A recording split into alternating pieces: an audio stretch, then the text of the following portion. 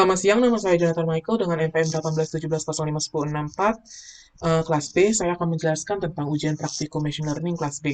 Di sini pertama-tama saya akan menjelaskan apa isi dari data-datanya. Pertama, kita mendapatkan data dari UCI, yaitu Epileptic Seizure Recognition Dataset, yaitu pengenalan dari kejang epilepsi.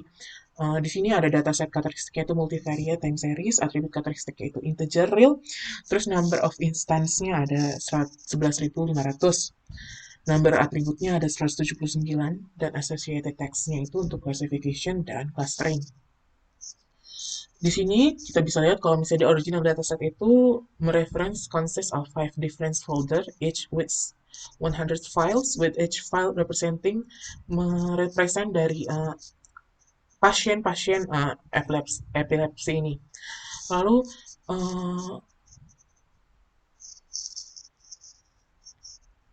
di dalam data ini ada 178 data point, dan pada kolom terakhirnya atau last column merepresentasikan label Y atau Y, yaitu 1, 2, 3, 4, dan 5. Y ini tuh di kolom 179, sementara ada the explanatory variable, variable X-nya itu dari X1 sampai X178. Nah, Y itu contain atau mengandung atau mempunyai data kategori. Kategori itu kategori-kategori dari kategori-kategori dari seizure epileptic recognition ini, yaitu 5 eyes open, 4 eyes closed, 3 yes they identify where the region of the tumor, terus ada they order the EEG from the area where the tumor was located, terus ada juga satu recording of seizure activity. Nah, itu adalah tingkatan atau kategori dari Y yang dilambangkan dengan angka 1, 2, 3, 4, dan 5. Kita langsung masuk saja ke datanya. Pertama-tama kita terlebih dahulu menginstal Sykes, karena nanti kita akan menggunakan package ini di nomor 1 dan nomor-nomor selanjutnya. Lalu kita gunakan library Sykes agar library ini masuk terinput. Lalu di sini bisa kita lihat kalau misalnya sudah ada atau sudah running package-nya ada di Sykes package. Lalu kita masuk untuk membaca atau mengimport data Seizure read.csv. Data CSV ini yang tadi kita sudah download, kita masukkan ke dalam folder project kita. Lalu kita masukkan ke variabel yang kita buat. Setelah namanya saya di sini namanya saya berikan Seizure. Terus kita lihat untuk melihat struktur dari data, kita bisa menggunakan str Seizure. str Seizure sini kita bisa lihat atribut-atribut datanya dan lain-lain. Lalu summary ini kayak ringkasan atau ringkasan dari isi data-datanya. Misalnya kita bisa tahu min-nya, nilai minimumnya, terus ada median, ada mean dari masing-masing data yang ada. Terus kalau kita mau lihat keseluruhan data, kita bisa pakai view Seizure. Di sini kita bisa lihat ada X.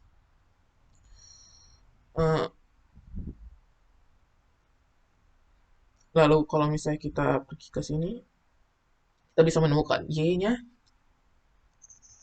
berdasarkan kategorinya tadi yang sudah kita dapatkan, yang sudah kita baca sebelumnya, saya sudah jelaskan sebelumnya.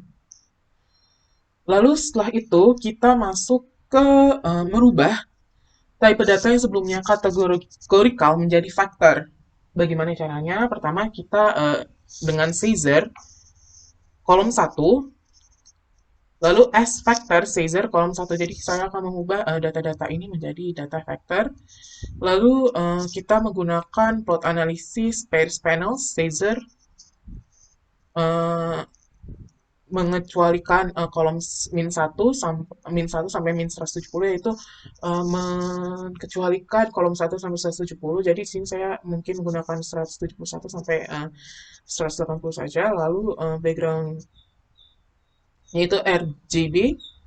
Lalu Seizure X, kita pakai X, terus PCH 21. PCH ini bentuknya nanti ikonnya atau icon yang akan muncul di plotnya yang kita gunakan. Di sini saya sudah merunningnya karena proses running itu cukup lama, jadi sini saya langsung running. Lalu kita bisa zoom.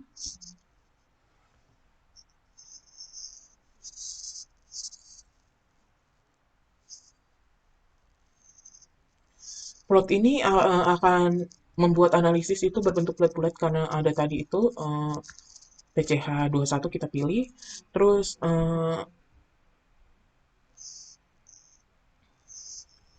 bisa kita lihat di sini datanya. Yang tadi saya bilang saya cuma menggunakan data dari 170 sampai 178. Di sini juga ada Y. Di sini kita bisa lihat korelasi datanya. Bisa kita ketahui kalau misalnya korelasi data itu ada yang positif atau negatif. Korelasi positif itu kalau misalnya si X dan si Y atau data yang dibandingkan atau data-data ya yang akan dibandingkan korelasinya itu bertumbuh atau naik secara bersamaan gitu. Begitu juga sebaliknya kalau misalnya dia negatif, dia berlawanan atau bertolak belakang. Selanjutnya kita masuk ke normalisasi data. Pertama kita main data. Main data ini untuk membuat rata-rata dari data Caesar saya. Kita running. Lalu STD data ini untuk membuat standarisasi atau standar data dari Caesar, data Caesar yang sudah saya buat. Eh, untuk min 1 ini saya membuat pengecualian pada kolom 1 dibagi dengan 2 dari MEAN dengan MEAN. Lalu di sini juga ada standarisasi data juga saya uh, mengecualikan kolom 1. Kan? Nah, untuk Nur Caesar ini itu untuk membuat normalisasinya dari data Caesar kecuali pada kolom yang ke satu tadi, dan di bagian tengah ini kita akan isi data dari main sama besar data dari standarisasi data. Lalu kita running, lalu kita bisa view Nur Caesar. Nah, datanya ini jadi lebih dekat dengan satu sama lain, tidak jauh seperti tadi sebelumnya di Caesar. Ini jaraknya cukup jauh. Sekarang sudah dekat, tidak jangkauannya tidak terlalu jauh lagi.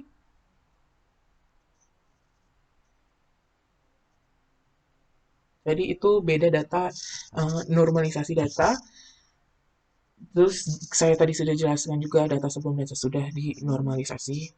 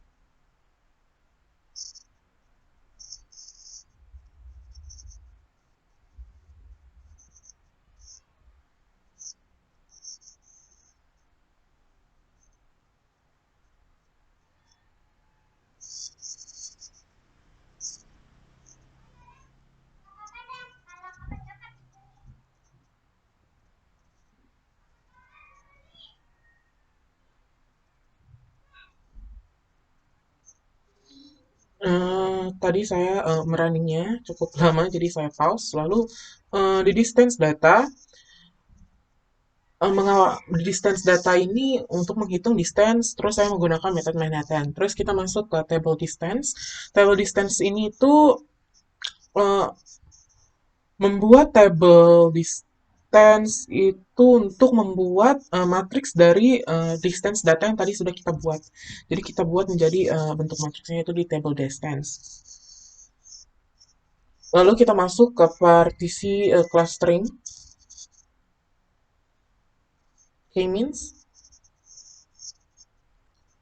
Di sini kita menggunakan k-means data dengan menggunakan fungsi k-means dengan mengambil 10 iterasi pada NOR Caesar.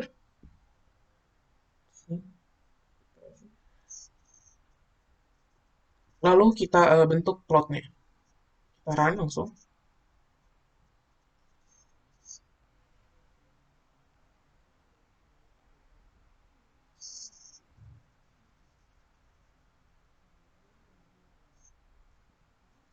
Di sini juga kita bisa tahu kalau misalnya 10 ini nanti mempengaruhi jumlah dari warna-warna di sini.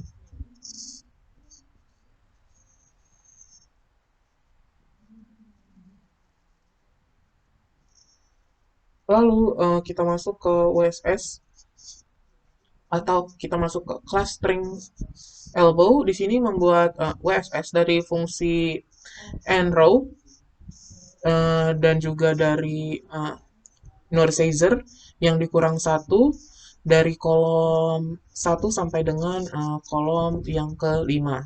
Diulang dari kolom 1 sampai dengan 5 dikurang. Lalu di sini dia akan mencetak jumlah dari fungsi k-means dari data Norcaesar pada data Withins. Withins itu square of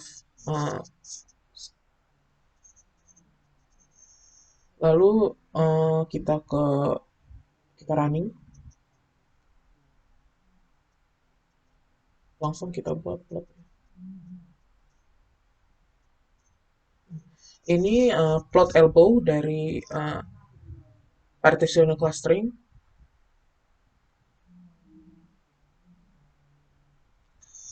Lalu kita masuk ke mana tadi? Partitional ini sudah. Kita masuk ke partisi hierarchy clustering. Hierarchy clustering, bukan partisi. Hierarchy clustering, yaitu hierarchy clustering ini artinya menggunakan fungsi Hesyclass dari data distance data dengan menggunakan uh,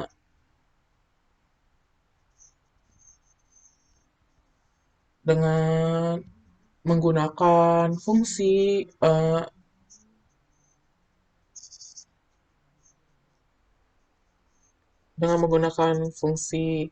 H class, yaitu metode average, fungsi metode average. Dan di sini ada Norcaesar. Ini Hesyclass distance data, metodenya average. Terus dari sini kita buat plot dari data Norcaesar.hClass ini dengan kita running. Sambil menunggu, saya akan mempause terlebih dahulu. Nah, setelah ini adalah cluster dendrogram dari hierarchical clustering. Lalu selanjutnya kita akan membuat plot cut-tree-nya, yaitu dengan membuat variabel baru, yaitu mem-Caesar, cut-tree, Norcaesar, Hesyclass, 5. Di sini tuh membuat plot dengan mengambil 5 sampel. Lalu kita running.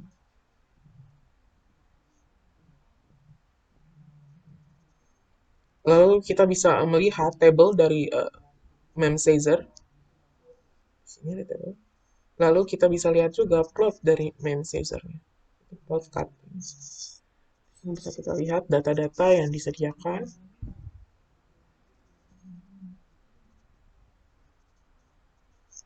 Ya. Selanjutnya kita masuk ke nomor 3, yaitu pertama-tama kita harus menginstal package dplyr. Gunanya ini dari paket dplyr ini untuk memanipulasi data, lalu ada paket psych tadi sudah kita install. Untuk memanggil naive-bayes, untuk fungsi naive-bayes ini kita juga harus menginstal package dari naive-bayes. Seperti tadi, package bisa dilihat di sini. Lalu selanjutnya kita mengubah tipe data pada kolom X dan juga pada kolom Y menjadi factor atau kategori dengan Caesar ini. Caesar $x as factor, Caesar $x, lalu begitu pula dengan Y. Lalu kita subsampling untuk partisi data. Kita di sini saya menggunakan set sheet 1, 2, 3, 4. Lalu membuat sampling dengan dua fungsi and row dari Caesar. Lalu replace sama dengan true, probability-nya tadi yang sudah diberikan di soal itu 0,7, 0,3 itu 70% dan 30%. Uh, Lalu kita coba untuk di run.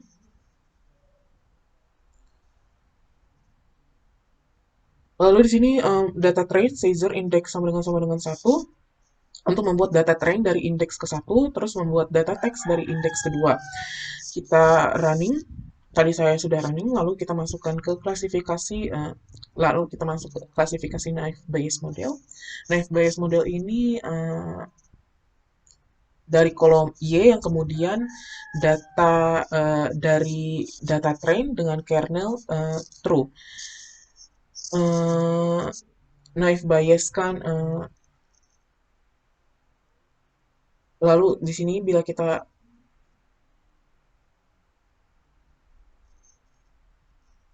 run, nah di sini ada hasil dari klasifikasi Naive Bayes dari kolom Y dan dari data train dengan kernel true. Di sini kita bisa lihat. Lalu bila kita visualisasi, tadi kita sudah visualisasi dengan plot Naive. Di sini kita bisa lihat visualisasi dari model Naive Bayes. Lalu kita membuktikan data dengan data train filter Y1 ini. Di sini kita menggunakan pembuktian pada model data train, kita juga melakukan pembuktian pada model data test. Lalu kita masuk ke probability model Naive Bayes. Di sini kita lihat ada probability model Bayes, kita run.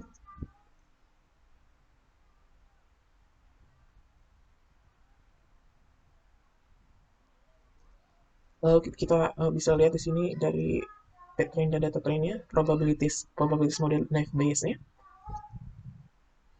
Lalu untuk melihat prediksinya, kita bisa lihat di sini kita pre-train, predict Naive model, data train, table, pre-train, data train $Y, lalu main dari pre-train sama dengan train Y. Di sini untuk prediksi data trainnya kita run. Lalu kita akan mendapatkan plot. Di sini plotnya bisa kita lihat dari tadi ini yang tidak sudah kita baca, kalau misalnya all subjects falling in classes 2, 3, 4, and 5 itu bukan epileptic seizure, dia tidak mengalami kejang. Tapi kalau misalnya dia masuk ke satu, dia berarti mengalami kejang. Di sini bisa kita lihat kalau misalnya di sini ada lebih dari 1.500 orang pada data train yang mengalami kejang epilepsi. Sementara kalau misalnya kita running lagi, di sini lebih kecil, yaitu kurang lebih 600 orang yang terkena data train.